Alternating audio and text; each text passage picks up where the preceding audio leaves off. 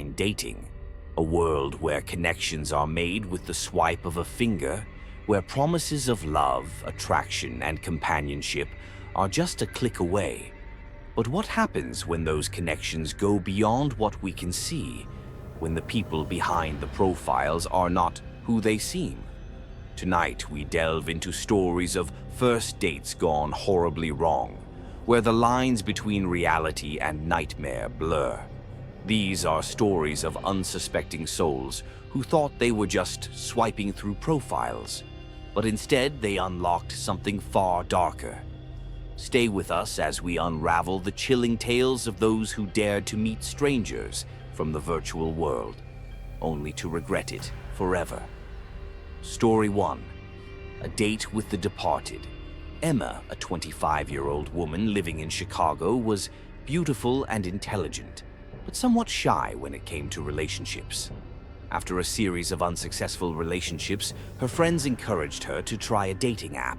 On a quiet July evening in 2018, after hours of swiping, Emma matched with a charming-looking man named Mark. His profile picture, taken in a rugged, artistic setting, immediately caught her attention.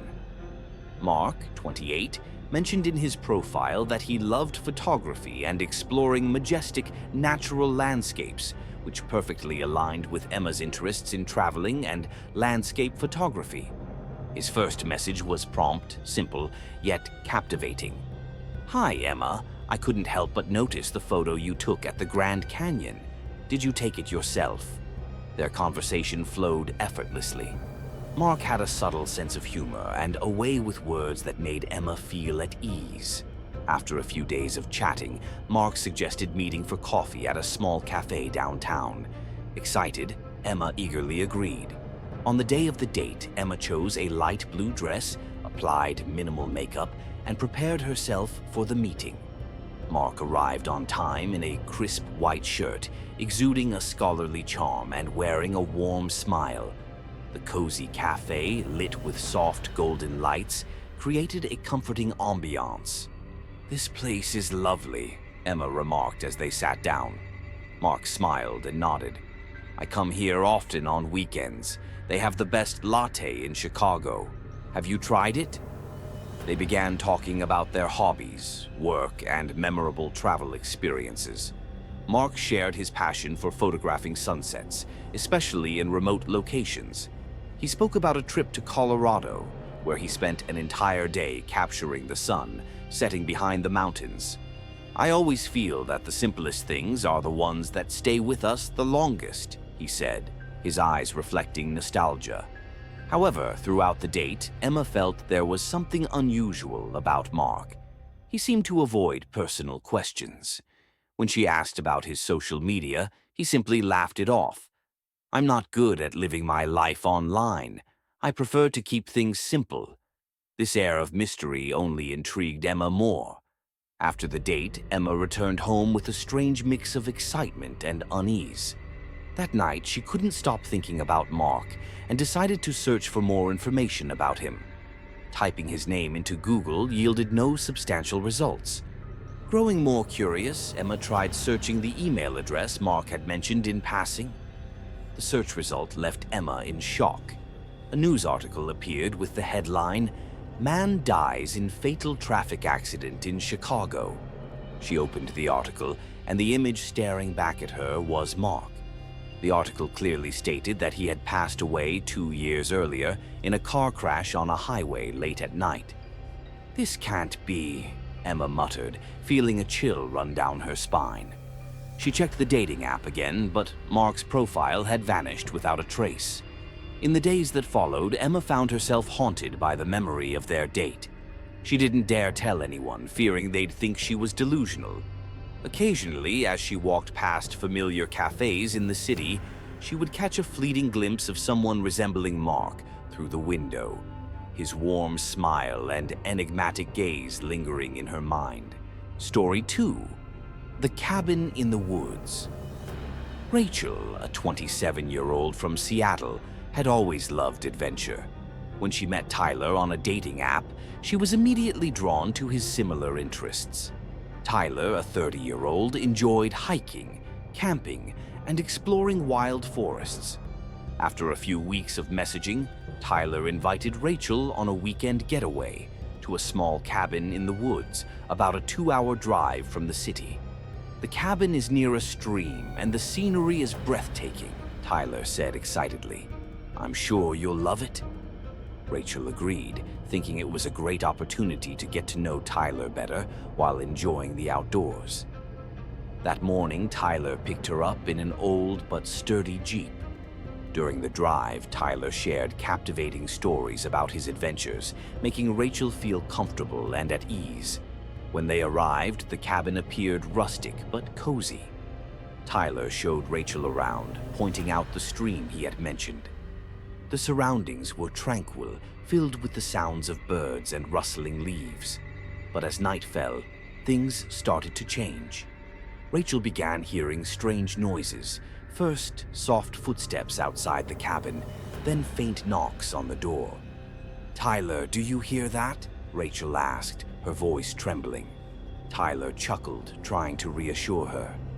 "It's probably just the wind or some animals. Don't worry."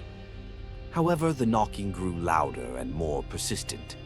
Tyler's calm demeanor gave way to unease. He cracked open a window, but all he could see was impenetrable darkness. There was no one there. The tension escalated when the lights in the cabin suddenly went out. Rachel clutched Tyler's hand tightly as they both held their breath, listening intently. Then, from the trees outside, came a faint, chilling laugh, like someone was watching them. "We need to get out of here now," Tyler said, his voice urgent. Without hesitation, Rachel and Tyler hastily grabbed their belongings and bolted to the car. As Tyler drove, he kept glancing nervously in the rearview mirror, his face tense. When they finally made it back to the city, Tyler confessed. He had heard local rumors about the cabin, tales of mysterious disappearances linked to the area. But he had dismissed them as mere ghost stories and thought nothing of taking Rachel there. After the trip, Rachel never saw Tyler again. Yet on quiet nights in her apartment, she would occasionally hear the same strange knocking at her door, echoing the unsettling experience in the woods. Story 3. Messages from the Past. Lisa, a 29-year-old woman living in New York, decided to try her luck on a dating app after ending a 5-year relationship.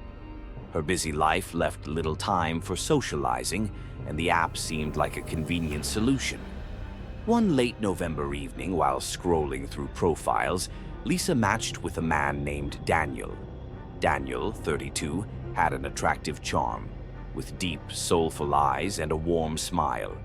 His profile was simple yet intriguing, a writer searching for a kindred spirit. Being a lover of books and the arts herself, Lisa was immediately drawn to him and sent him a message. Their conversation lasted for hours, and Lisa lost track of time. Daniel shared that he lived alone in a small apartment near Manhattan, where he spent hours writing. "I believe everyone has a story worth telling. What's yours, Lisa?" he asked. Lisa smiled, hesitating before replying, "I suppose I'm still writing it, but I hope it has a happy ending." Her answer seemed to delight Daniel. He suggested meeting in person and arranged a date at a vintage cafe in Soho, known for its classic ambiance. Lisa arrived early, feeling both nervous and excited. The cafe's dim lighting, soft jazz music, and cozy atmosphere created the perfect setting for their first meeting. But strangely, Daniel never showed up. She waited for over an hour, sending him messages but receiving no response. Just as she was about to leave, a text from Daniel appeared. "I'm sorry I couldn't make it, but if you don't mind, take a walk around the neighborhood. There's something special I want you to see." Curiosity got the better of her, and Lisa decided to follow his suggestion. She strolled down the cobblestone streets, illuminated by the soft glow of streetlights. A strange sense of familiarity washed over her, even though she had never been to the area before.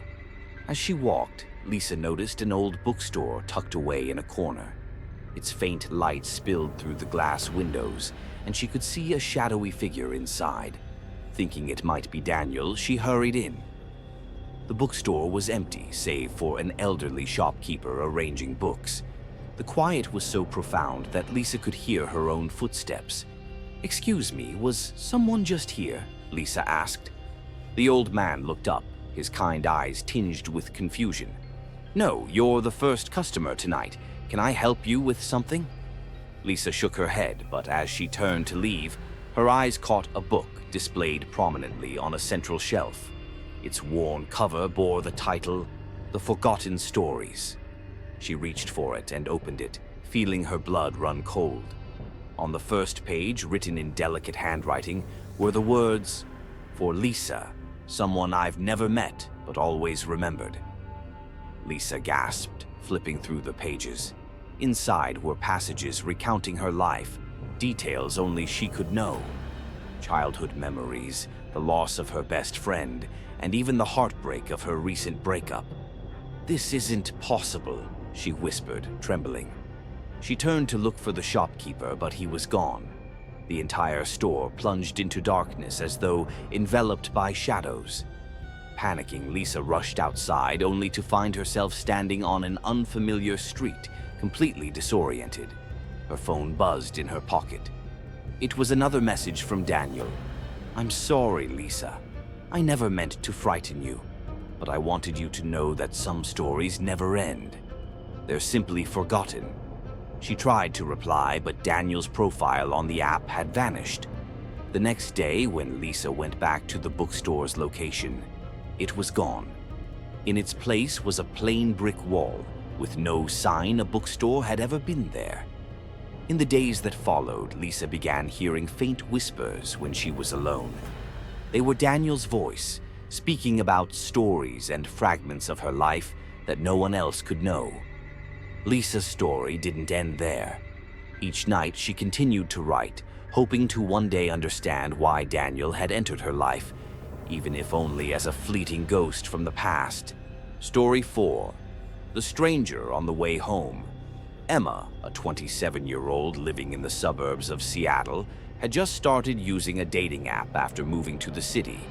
Though adventurous, she was cautious about meeting new people in real life. One day, she received a date invitation from Jack, a 35-year-old man with a calm demeanor and an inviting smile. His profile read, "Looking for someone to share late-night adventures with." This intrigued Emma, as she also loved spontaneous nighttime experiences. After a few days of chatting, they agreed to meet. Jack suggested a small bar on the outskirts of the city, saying it was quiet and offered a scenic spot for conversation. Despite some reservations about driving alone at night, Emma agreed. That evening, she donned a simple black dress and drove to the meeting place. Jack was already there, tall and charismatic, with piercing eyes and a soothing voice. The bar, lit with soft neon lights, felt cozy yet mysterious. The conversation flowed easily. Jack shared captivating stories of his late-night adventures, walking through forests, stargazing, and finding joy in the quiet mysteries of life. "Seattle is truly beautiful," Emma said.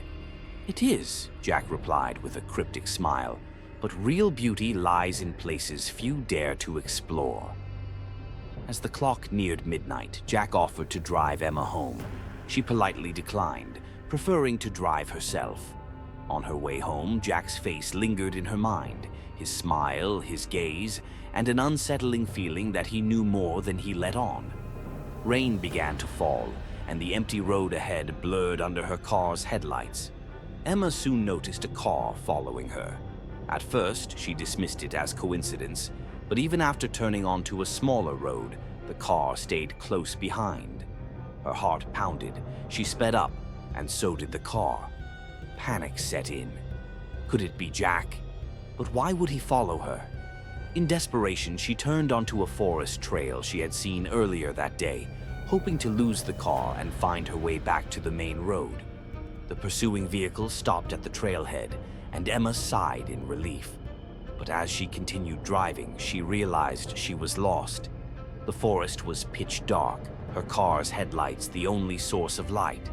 Suddenly, something tall and shadowy darted in front of her car. Emma slammed the brakes, her hands trembling. She looked around but saw only the dense, dark trees. Her phone buzzed. It was a message from Jack. "Don't be scared. I just want to make sure you're safe." Emma froze. How did he know she was here? She hadn't mentioned taking this route. Panic surged as she turned the car around to head back. As her headlights swung across the trail, they illuminated a figure standing in the middle of the road. It was Jack, but he wasn't smiling.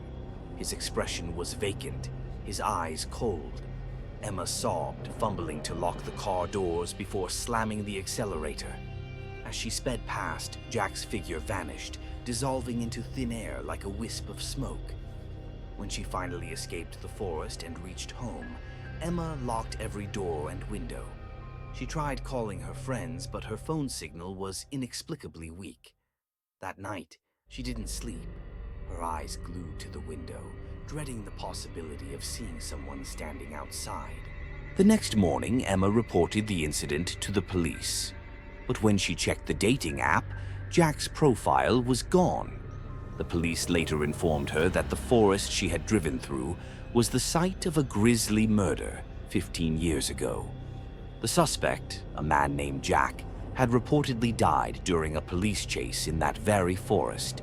Though many dismissed it as coincidence, Emma stopped using dating apps and refused to drive alone at night ever again. Jack's face haunted her dreams, his warm smile juxtaposed with the icy stare in the forest. And every time she glanced in her rearview mirror, she couldn't help but wonder, is he really gone? Story 5. The Mysterious Apartment. Sophie, a 30-year-old living in New York, was recovering from a painful breakup. In a bid to refresh her life, she downloaded a dating app. Among hundreds of profiles, one stood out. Marcus, an architect with photos of old, intricate buildings and an intriguing bio. Passionate about forgotten spaces. As a photographer who adored capturing aged and abandoned architecture, Sophie felt an instant connection. After a few weeks of chatting, they decided to meet at a quaint cafe in Manhattan. Their meeting exceeded Sophie's expectations. Marcus was not only charming, but also carried an air of mystery. He spoke passionately about redesigning old apartments and shared eerie stories about their histories. Sophie was captivated. As their conversation wound down, Marcus surprised her with an invitation. "I have a unique apartment nearby. It's part of the city's history. Would you like to see it?" Sophie hesitated, but curiosity got the better of her. She agreed. They took a cab to an old apartment building hidden in an alley on the city's east side. The building seemed abandoned, its walls overgrown with moss and windows tightly shut. Sophie hesitated at the entrance, but Marcus reassured her with a calm smile. "Don't worry. I visit here often. It has a beauty most people overlook." The wooden stairs creaked as they climbed to the third floor. Marcus stopped at a faded red door, pulled out an antique key, and unlocked it. The interior was unlike anything Sophie expected. The apartment was spacious, with high ceilings and large windows. Everything was styled in 1920s decor, a gramophone in the corner, black and white photos of couples on the table, and vintage furniture. "Wow, this place is incredible," Sophie said, marveling at the decor. "It is," Marcus replied, his gaze sweeping across the room. "I feel like every space tells a story, don't you?" Sophie nodded, though a strange unease crept into her thoughts. The apartment felt simultaneously welcoming and unsettling. After a while, Marcus excused himself, saying he needed to fetch something. Left alone, Sophie began exploring. On the table, she found an old photo album. Inside were pictures of couples posing in the very same room. Many photos were faded, but the expressions of the people were peculiar, fearful, anxious, and uneasy. A chill ran down her spine. Sophie decided to leave, but as she reached the door, it slammed shut on its own. Panicked, she tried to open it, but it wouldn't budge. The apartment grew unnervingly silent. Her phone buzzed. A message from Marcus. "Don't be afraid. You are now part of the story." Terror gripped Sophie. She screamed, but no one answered. Suddenly, the gramophone crackled to life, playing a hauntingly eerie tune. She ran to the window, intending to call for help, but when she looked outside, the streets were eerily deserted. No cars, no people. It was as if the world had vanished. Turning back, she saw Marcus standing in the middle of the room, his face expressionless. "Marcus, what's happening?" Sophie stammered. He didn't answer. Instead, he pointed to a large mirror on the wall. Sophie reluctantly looked into it, but the reflection wasn't hers. It was another woman in vintage attire, weeping silently.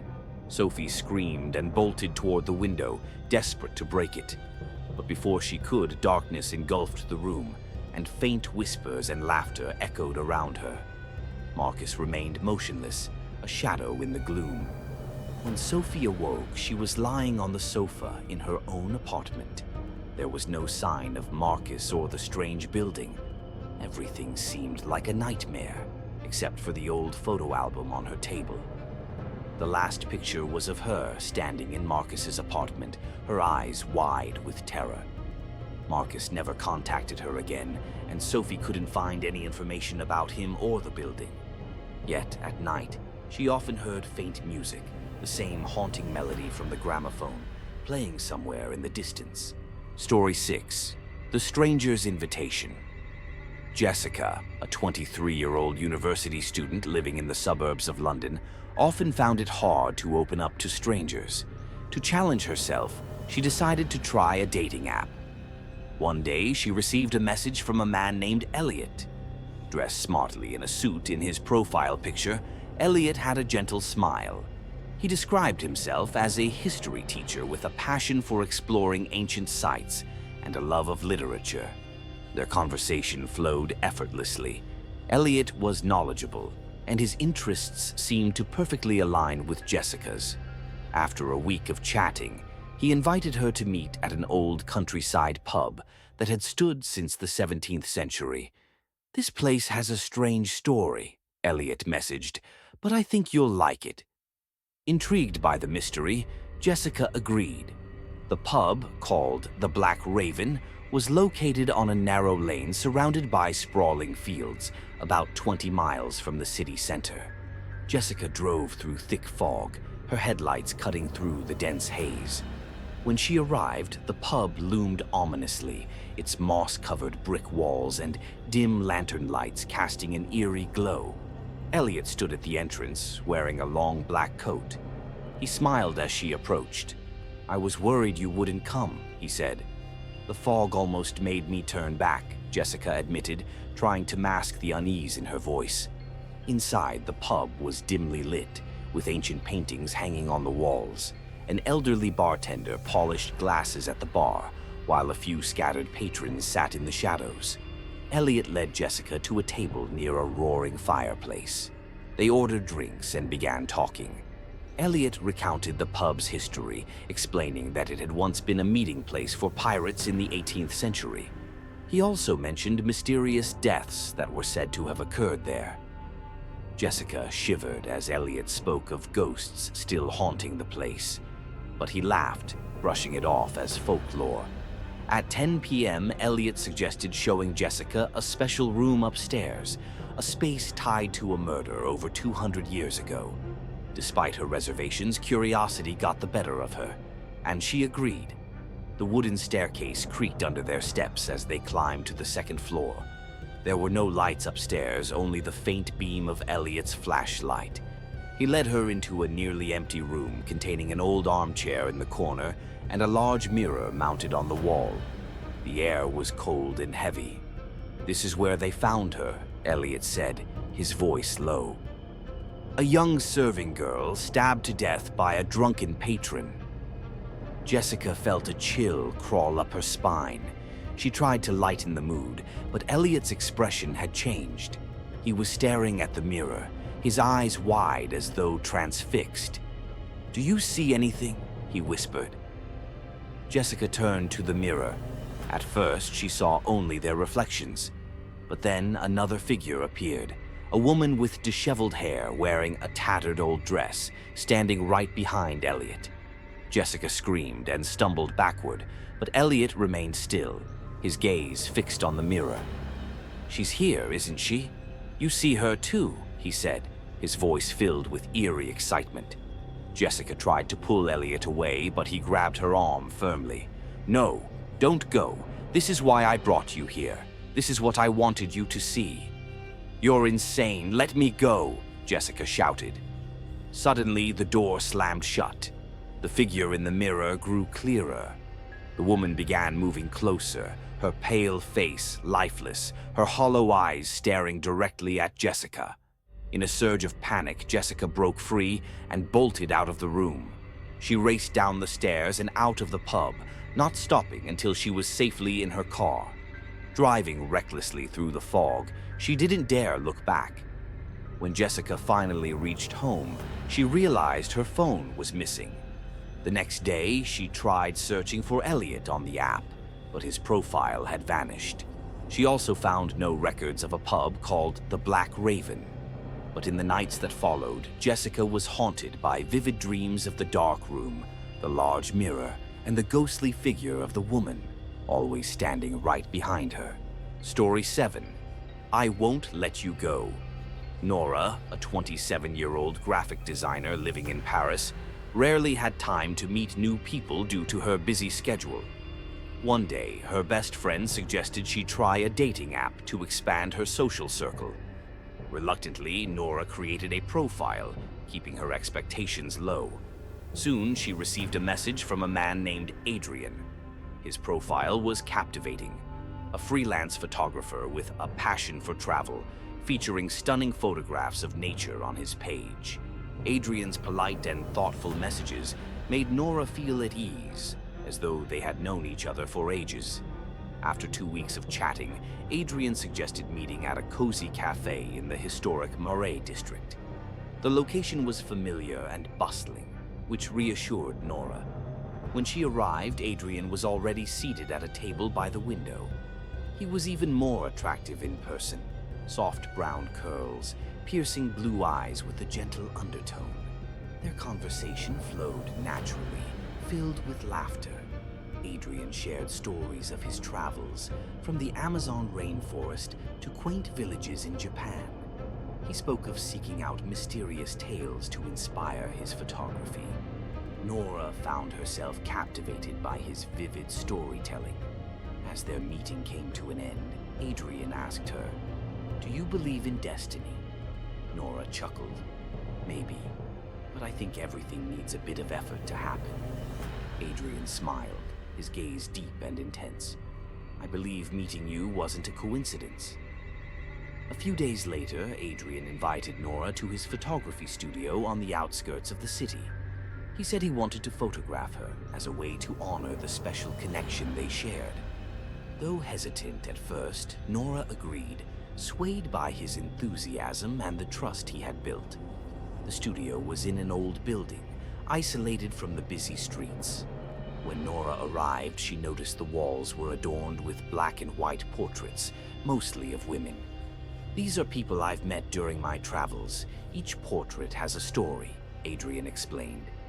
He began setting up his camera and lighting, guiding Nora to sit on a chair. During the shoot, Adrian continuously praised her natural beauty, helping her relax. But as the session progressed, the atmosphere grew strange. Adrian stopped making casual conversation.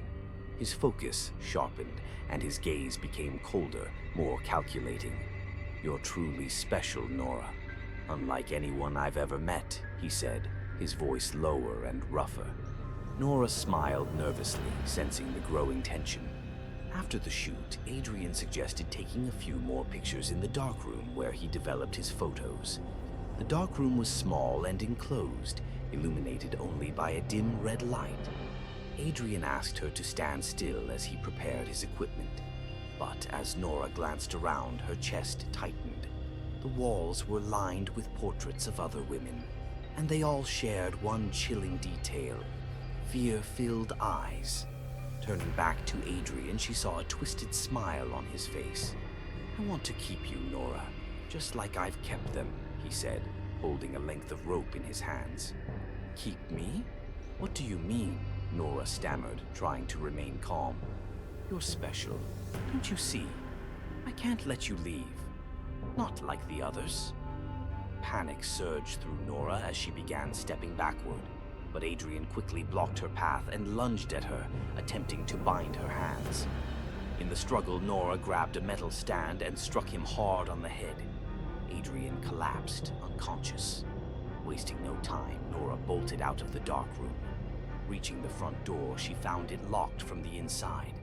Frantically searching for keys, her heart pounded in her chest, but they were nowhere to be found. In desperation, she remembered a small window at the back of the studio. She ran to it, smashed the glass with a chair, and climbed out, cutting her arms in the process. Nora sprinted to the main road, where she flagged down a passing truck. The driver, alarmed by her disheveled appearance, took her to the nearest police station. When the police arrived at the studio, Adrian was gone. All the photos had vanished as well. A subsequent investigation revealed that Adrian was an alias. Evidence at the studio linked him to multiple disappearances of women over the past few years. The one common thread: each had last been seen meeting a man matching Adrian's description. Though Nora escaped, the memory of Adrian's chilling gaze in the dark room haunted her. She knew he was still out there, searching for his next special person. Story 8. The Whispers in the Night. The story took place in London when Emily, a 24-year-old elementary school teacher, decided to join a dating app to combat her loneliness in the big city. Living a quiet, simple life, Emily rarely ventured out of her comfort zone. After weeks of browsing profiles, she was drawn to a man named Daniel. Daniel had a radiant smile and a friendly demeanor, with messy brown hair and deep blue eyes. His profile described him as a historian with a particular interest in mysterious old tales. They quickly struck up a conversation and discovered shared interests, from a love of books to a fascination with exploring hidden parts of the city. After a week of chatting, Daniel suggested meeting in person. He invited Emily to a small bar tucked away in a Soho alleyway, promising a unique and tranquil atmosphere perfect for conversation. The bar, called the Whispering Room, was a vintage-themed place illuminated by dim chandeliers. When Emily stepped inside, she spotted Daniel sitting in a secluded corner at a small table for two. He stood up to greet her with a warm smile. "I was afraid you wouldn't show up," Daniel said, his eyes lighting up as he saw her. "Why not?" "You seem trustworthy enough," Emily teased, already feeling at ease with his natural charm. They talked for 2 hours, sharing stories about their interests, work, and the places they dreamed of exploring in London. Daniel recounted a chilling experience of visiting an abandoned house on the outskirts of the city, where he had heard strange, whispering voices at night. "I don't believe in ghosts," Daniel said, "but I think there are things in this world that defy explanation." Emily chuckled nervously, intrigued yet slightly unsettled by his story. Before parting ways, Daniel proposed meeting again the following weekend. This time, he wanted to take her to a special place, a historic cemetery he was researching, known for its 18th century graves and eerie legends. Although hesitant, Emily agreed. On Saturday morning, Daniel picked her up and drove her to Highgate Cemetery, a renowned spot with an air of haunting beauty. He guided her through narrow paths, pointing out graves etched with cryptic inscriptions. "This is the tomb of Marianne Crawford," Daniel said, gesturing to a moss-covered headstone. "Legend has it she was accused of witchcraft and buried alive here." A shiver ran down Emily's spine as Daniel spoke of whispers said to echo in the night from Marianne's grave. As they wandered further, the daylight began to fade. Daniel suggested they visit a lesser-known area of the cemetery, where he promised a breathtaking view of the city skyline. They stopped in front of an old mausoleum with a rusted iron door. Daniel pushed it open and led Emily inside. The air was cold and heavy, the only light coming from the faint glow of a flashlight Daniel carried. "Do you believe that souls can be trapped here?" Daniel asked, his voice lower and more serious than before. "Not really, but this place is definitely creepy," Emily replied, unease creeping over her.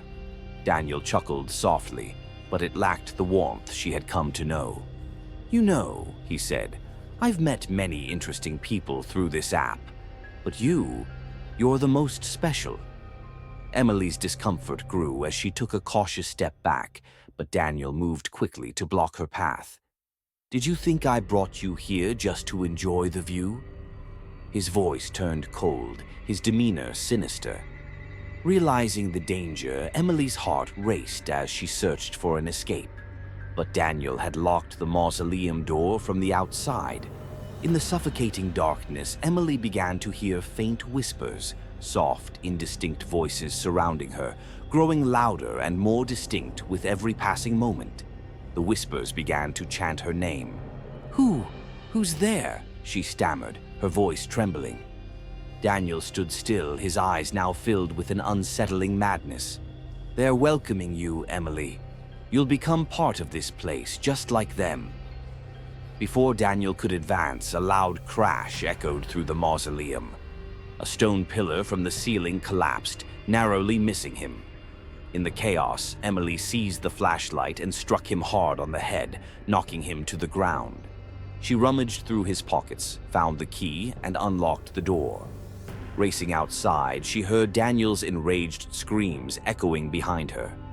Emily immediately contacted the police, but by the time they arrived, Daniel had vanished.